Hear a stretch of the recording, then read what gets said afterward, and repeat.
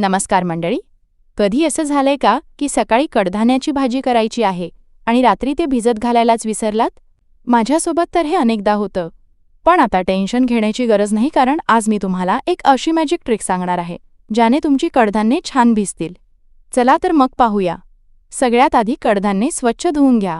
आता एक कॅसरोल घ्या आणि त्यात ही कडधान्ये टाका. यात कडकडीत गरम पाणी घाला. पाणी कडधान्यांच्या थोडं वर असावं.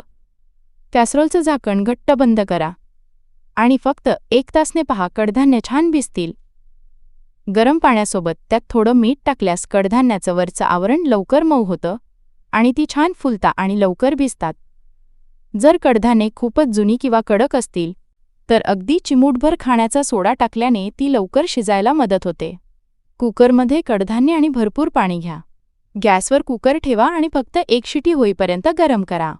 शिटी होताच गॅस बंद करा आणि कुकरची वाफ आपोआप निघू द्या. अशाच नवनवीन किचन टिप्ससाठी चॅनेलला सबस्क्राईब करायला विसरू नका. धन्यवाद.